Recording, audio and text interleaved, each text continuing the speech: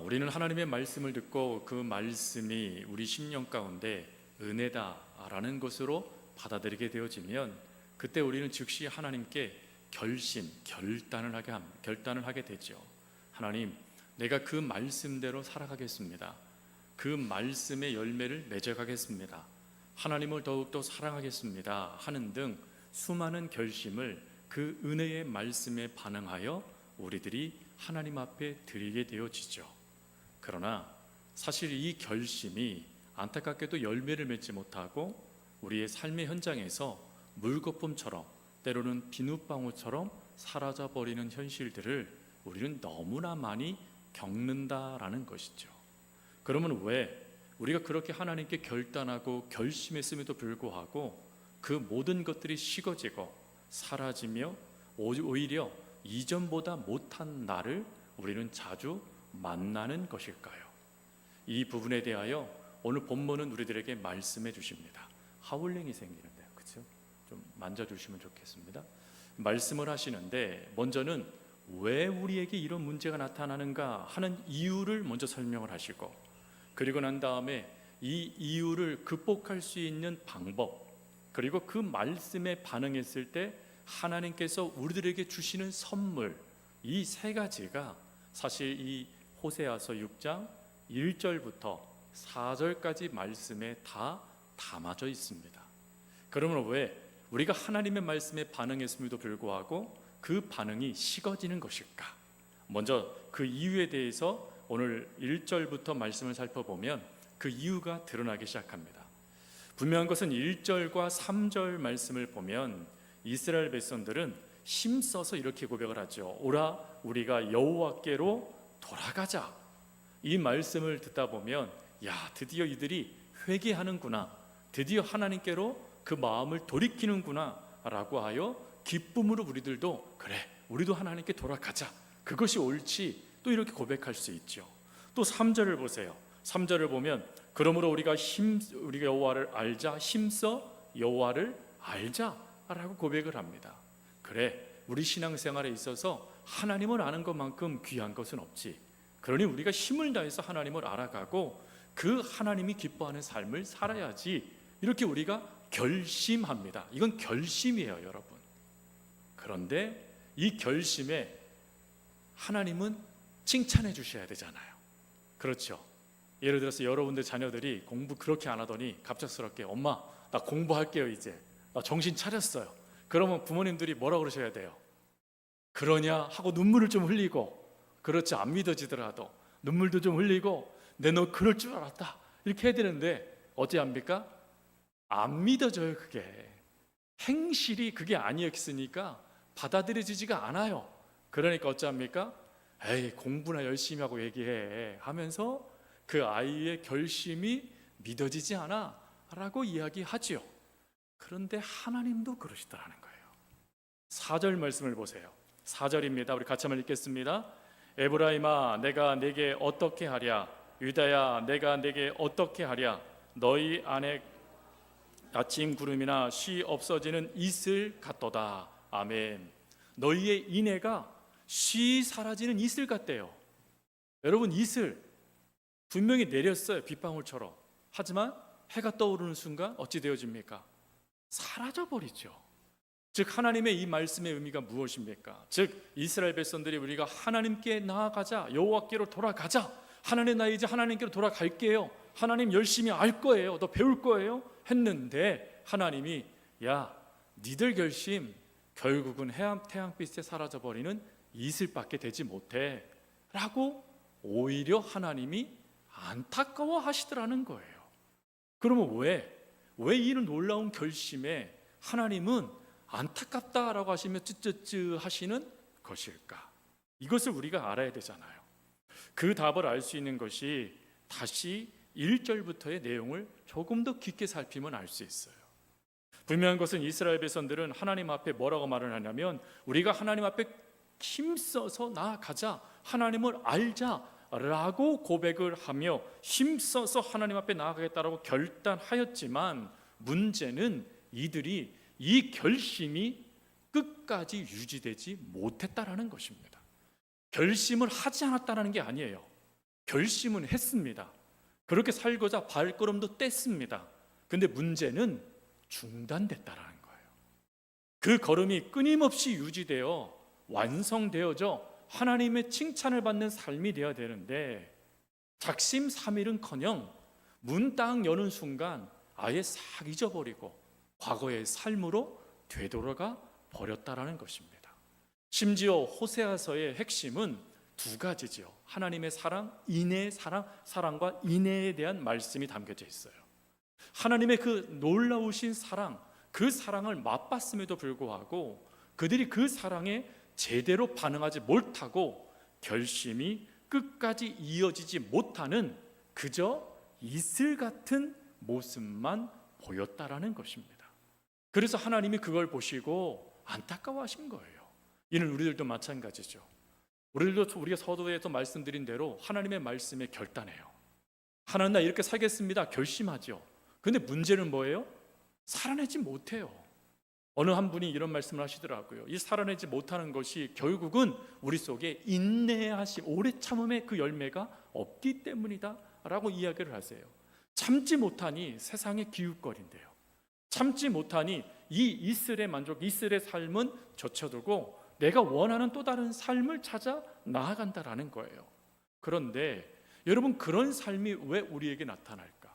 왜 우리가 하나님 앞에 결심했음에도 그 결심의 열매를 드리지 못할까? 사실 안타깝게도 우리들도 그 결심을 끝까지 유지하지 못하기 때문인 거죠. 그러면 질문을 하게 되잖아요. 어떻게 하면 이 결심을 끝까지 유지할 수 있습니까? 어떻게 하면 하나님 나 이렇게 살겠습니다 라고 결단하고 하나님께 맹세, 함부로 맹세하지 말라 했지만 내가 맹세하며 하나님 앞에 내 각오를 드러내고자 한다라면 우리 어떻게 해야 하나님께서 기뻐하시는 이 결심의 그 열매를 끝까지 맺어갈 수 있을 것인가 하는 것이죠. 이 부분에 대하여 먼저 우리가 인정해야 될 것이 하나가 있습니다. 그것은 결심의 힘이 내 안에 있는 것이 아니라 하나님께 있다라는 걸 먼저 인정하셔야 돼요. 우리는 결심하지만 그 힘을 유지할 수 있는 능력이 없어요. 그래서 우리 인간은 무한하지 않다라고 하죠. 우리는 유한한 존재, 생명만 유한한 게 아니라 우리의 힘도 유한해요. 마치 건전지의 그 에너지처럼 어느 순간 되면 사라져 버릴 수밖에 없는 게 우리의 힘, 능력, 의지예요. 그런데 우리 하나님은 그렇지 않다라는 거죠. 그래서 성경에 뭐라고 말씀하십니까? 전능하시다라고 말씀하시죠. 전능하시다라는 말씀의 뜻이 무엇입니까? 에너지가 고갈되지 않는다라는 뜻입니다. 하나님의 힘이 사라지지 않는다는 뜻입니다. 처음에 그 다이나마이트와 같은 강력한 힘이 끝까지 역사되어지는 분, 그분이 바로 우리가 믿고 있는 하나님이시라는 거예요. 그 하나님 안에 힘이 있다라는 것을 인정하는 것, 믿음으로 시인하고 그 하나님을 의지하는 것, 이것이 첫 번째예요. 그리고 두 번째는 뭘까요? 오늘 호세아 선지자가 너무 잘 이야기해 준 말씀 가운데 2절 말씀을 다시 한번 말씀 2절 3절을 한번 같이 한번 다시 한번 읽겠습니다. 2절 3절입니다. 여호와께서 이틀 후에 우리를 살리시며 셋째 날에 우리를 일으키시리니 우리가 그의 앞에 살리라. 그러므로 우리가 여호와를 알자. 힘써 여호와를 알자. 여기까지요. 여러분, 하나님께서 우리를 이렇게 세워주신대요. 이렇게 세워주신다는 말씀의 뜻이 뭐죠? 그 결심이 이루어질 수 있도록 도와주신대요. 그러므로 뭐 하래요? 하나님께서 우리를 일으켜 주실 테니 그러므로 3절에 여호와를 힘써 알자. 여기서 이 힘써 알다라는 이 단어의 뜻은 단순히 안다, 알아가다, 배운다 이런 뜻이 아니라 끊임없이 이어가다라는 뜻을 담고 있어요. 즉 매일매일 삶에서 하나님을 알아가다, 그게 알다라는 뜻이에요. 여러분 어떠세요? 매일매일마다 하나님을 알아가고 계세요? 하나님을 알아가려면 결국 우리는 뭘 붙잡아야 돼요? 말씀을 붙잡아야 되죠. 매 순간 우리가 하나님의 말씀을 붙잡고 있느냐, 붙잡고 있지 않느냐 하는 그것이 결국 내가 하나님을 의지하느냐, 의지하지 않느냐를 보여주는 모습이 되고, 그 하나님을 우리가 놓치게 되면 안타깝게도 은혜 충만하게 받아도 문을 나서는 순간 다 쏟을 수밖에 없는 게 우리의 약함이라는 거예요. 그래서 우리는 힘써 하나님을 알아야 돼요. 여러분, 이 이스라엘 백성들이요, 이 답을 너무 정확하게 알고 있었던 것 같아요. 뭐예요? 하나님을 힘써 알았나요? 아니죠. 이스라엘 백성들의 가장 큰 교만은 뭡니까? 자신들이 하나님을 안다라고 여겼어요. 그러나 뭐 하지는 못했죠? 믿지는 못했습니다. 하나님에 대해서 누구보다도 알았어요. 그러나 그 하나님에 대해 믿지 못하니까 내가 알았던 하나님, 다른 이들이 말하는 하나님만 붙잡고 정작 내가 그 하나님을 온전히 의지하는 믿음을 놓치게 되어졌다라는 것입니다. 그러다 보니 후에는 아예 어찌 되어집니까? 하나님의 율법책이요, 성전 저 깊숙한데 먼지가 뽀얗게 상태로 방치되어지는 현실이 이스라엘의 현실이 되어져요. 분명한 것은 하나님께서 우리들의 모든 결심, 결단을 이루어 주신답니다. 완성해 주신다라고 약속하셨습니다. 그러나 문제는 그 하나님을 힘써 알지 못하니까 안타깝게도 그 결심이 공연불, 쓸데없는 그냥 다짐만 되고 말았다라는 것이에요. 그래서 우리들도 여러분, 하나님의 은혜를 하나님 주시잖아요. 또 여러분, 부흥회 때도 주실 거고 또 주일에도 주실 거고, 안 하면 여러분들이 말씀을 보실 때도 하나님의 은혜를 주실 거예요. 그러면 그 은혜를 주는 것, 받는 것도 중요하지만 유지하는 게 더 중요하잖아요. 여러분, 하나님의 은혜가 끊임없이 우리의 삶에 가득 채워져야 되잖아요. 그래야 우리가 하나님 안의 삶을 온전히 살아갈 수 있지 않습니까? 그러면 그 유지하기 위해서 다른 것 없어요. 하나님을 의지하면서 하나님을 알아가셔야 돼요. 그 하나님을 끊임없이 붙잡으셔야 돼요. 말씀 끊임없이 내 곁에서 떠나지 않도록 힘써 지키셔야 돼요. 그래야 하나님의 그 이루어 주심을 경험할 수 있어요. 심지어 오늘 본문이 다 읽지 않았지만 1절부터 4절 말씀에 보니까 이렇게 우리가 하나님을 알고 그 하나님을 붙잡게 됐을 때 하나님은 세 가지의 놀라운 복을 주시겠다라고 말씀하셨어요. 먼저는 우리가 읽은 말씀, 우리가 읽었지만 하나님께서 3절 말씀에 보니까 비와 같이 땅을 적시는 뭘 주신대요? 늦은 비를 주신대요. 늦은 비. 이른 비가 아니에요. 늦은 비를 주신대요. 여러분, 이스라엘은 농사가 우리 대한민국과 정반대입니다. 우리는 언제 추수하죠? 가을. 이제 조금 있으면 추수하면 또 추수감사절도 드리잖아요. 그렇죠? 가을에 추수합니다. 그래서 가을에 추수하기 한 달, 한두 달 전에 비가 내려요. 그러면 그 비를 농부들이 뭐라 그러죠? 뭐라 그럽니까? 그 비를 농부들이요, 금비라고 얘기합니다. 왜 금비라고 얘기하죠? 곡식의 알곡을 채우는 비기 때문에 그래요. 근데 오늘 본문의 말씀에 하나님이 이른 비를 얘기하지 않고 늦은 비를 이야기하세요. 그러면 늦은 비니까 그럼 가을에 내리는 비겠구나, 우리 입장에서는요. 근데 이스라엘은 그 수확의 계절이 반대입니다. 반대. 이스라엘은 씨를 언제 뿌리냐? 이른 비가 내릴 때가 있어요. 그 이른 비가 언제냐면 우리 절기로 가을에 이른 비가 내립니다. 그러면 그때 이스라엘은 파종을 하기 시작해요. 우리의 가을에. 그리고 봄이 찾아오기 한 달 전에 무엇이 내리냐면 늦은 비가 내립니다. 그 늦은 비가 봄의 곡식에 알곡을 채워주는 비예요. 그래서 이스라엘은 늦은 비가 내린다라는 이 이야기를 들으면 즉시 뭘 생각하냐면 열매가 완성되어지는구나, 열매가 완전한 열매가 맺어지는 거구나 라고 생각하며 하나의 결론에 다다른답니다. 그게 뭘까요? 하나님이 도우시는 것이구나 라는 답에 도달하게 된대요. 그러니까 늦은 비를 내리신다라는 이 말씀의 의미는 단순히 삶의 열매를 맺게 하신다는 의미뿐만 아니라 뭐 하신대요? 하나님이 우리를 도와주신다.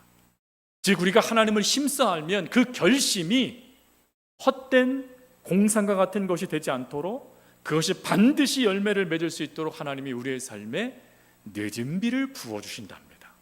이것도 은혜인데 그 다음 말씀에 보니까 1절 말씀, 우리가 읽은 1절 말씀에 보니까 뭐래요? 고치시고 싸매신다 합니다. 여러분, 고치시다라는 이 단어는 수술하신다라는 뜻이에요. 그 우리의 삶 속에 나타난 수많은 문제를 하나님이 수술하신다라는 뜻이에요. 싸매신다는 건 무슨 뜻일까요? 완치되어져 걷게 하다라는 뜻을 담고 있습니다. 그래서 고치시고 싸매시다라는 이 의미의 뜻은 삶을 살아가게 해주신다라는 뜻을 담고 있어요. 즉 우리의 삶이 중단되지 않도록, 우리의 삶이 끊임없이 유지되어서 사라져서 끝끝내 완성되어질 수 있도록 하나님이 고치시고 싸매어 주신답니다. 언제요? 우리가 하나님을 힘써할 때, 그 하나님을 의지하며 그 하나님을 붙잡을 때 매일매일 그것이요 삶의 바톤 터치가 이루어지도록 끊임없이 하나님 앞에 섰을 때 하나님이 우리의 삶을 책임져 주신대요. 그러니 삶 속에 내 때로는 문제가 발생되고 내 안에 여러 가지 문제가 발생됐을 때 그 문제를 이렇게 생각하시면 돼요. 아, 내가 바톤 터치를 못했구나. 매 순간 매 타임마다 하나님의 말씀에 내가 바톤 터치를 내 영혼에 해야 되는데 내가 이걸 방치했구나. 그러다 보니 나 혼자 뛰다가 지치고 바톤을 내가 놓치고 있구나 생각하시면 돼요. 그래서 하나님이 그런 일들이 우리 가운데 나타나지 않도록 하나님을 알아가는 자들에게 하나님이 끝까지 그 삶을 살아갈 수 있도록 역사하신대요. 여러분, 그래서 사도 바울의 그 힘, 그 결심이 있잖아요. 내가 표대를 향해 달려갑니다. 그 표대는 의지를 말하는 게 아니죠. 뭘 말하는 거예요? 하나님의 되어지심의 그 역사를 말하는 겁니다. 그걸 자신은 신뢰하겠다라는 거예요. 신뢰하고 있다라는 거예요. 신뢰하기 때문에 이루어진다라는 겁니다. 여러분, 하나님의 말씀은 반드시 이루어지는 약속이십니다. 그걸 우리가 신뢰하고 그 말씀을 매 순간 붙잡고 살아가면 하나님이 어찌하신대요? 고치시고 싸매셔서 이루어 주신답니다. 그뿐만이 아니에요. 세 번째 하나 더 약속하셨어요. 그게 뭐냐면 우리가 쉽게 놓칠 수도 있는 말씀인데 2절 말씀에 보니까 여호와께서 이틀 후에 우리를 살리시며 셋째 날에 우리를 일으키시리니 우리가 그 앞에 살리라 라고 말씀해요. 산대요. 여러분, 여기에서 살리신다라는 것은 죽은 것과 같은 우리의 삶에 다시 생명을 불어넣으시다라는 뜻이에요. 죽은 자 같은 우리, 결심, 그거 하나조차도 제대로 열매 맺지 못하는 죽은 자 같은 우리에게 하나님이 뭘 밀어넣어 주신대요? 생명력을 밀어넣어 주신대요. 그리고 또 이렇게 세워주신다. 이게 뭡니까? 이렇게 세워준다는 뜻은 두 발로 걷게 하신다라는 말씀이에요. 즉 하나님께서 죽은 것 같이 그 결심도 제대로 살아가지 못하는 우리들을 다시금 결심을 붙잡고 살아갈 수 있는 우리가 되도록 이렇게 세워주실 뿐만 아니라 그것의 삶을 살아가 끝끝내 완성되어질 수 있도록 도와주신다라는 것입니다. 그러니 사랑하는 성도 여러분, 결심 내 의지로 되어지는 게 아니에요. 여러분들이 하나님의 은혜를 받았다면 그 은혜의 삶도 누가 이루어 주셔야 돼요? 하나님이 이루어 주셔야 돼요. 그러니 우리는 매 순간 매 시간 누구를 놓치시면 안 되죠? 하나님을 놓치시면 안 돼요. 그 하나님을 놓치지 않고 끊임없이 그 하나님을 알아가시게 되어지면 하나님은 첫째로 도와주세요. 우리를 도와주시고 그리고는 끊임없이 우리의 삶에 하나님의 역사를 도와셔서 그 삶이 완성되어져 완벽한 열매를 맺을 수 있도록 역사해 주십니다. 그러니 이걸 믿고요, 이번 요번 부흥회 때도 또 귀한 목사님을 통해서 하나님이 귀한 말씀을 허락해 주실 거잖아요. 그럼 여러분도 결단하실 거잖아요. 그렇죠? 또 그 말씀 듣고 나 결단 안 할래 하실 분 없으실 거잖아요. 결단하셨는데 그 결단만 하시면 안 돼요. 뭐도 결단하셔야 돼요? 하나님, 내가 하나님을 의지하겠습니다. 내가 더 하나님을 의지하고 더 하나님을 알아가겠습니다. 하나님, 그럴 때 결실하는 은혜를 주십시오.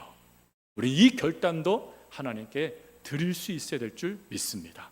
그럴 때 우리 모든 성도님들이 마중물이 되어져서 큰 하나님의 은혜의 결실들을 주렁주렁 맺혀 하나님께 영광이 되어지는 복된 교회가 될 수 있을 줄 주님의 이름으로 축복합니다. 우리 함께 우리 찬송하겠습니다. 말씀을 이제 찬송할 때 나의 안에 거하라 라는 이 찬송 부르고 설교 말씀을 의지해서 기도하신 후 그 다음에 부흥회를 위해서 그리고 맨 마지막에는 환우들을 위해서 같이 한번 기도하도록 하겠습니다. 나의 안에 거하라, 우리 함께 찬양하겠습니다.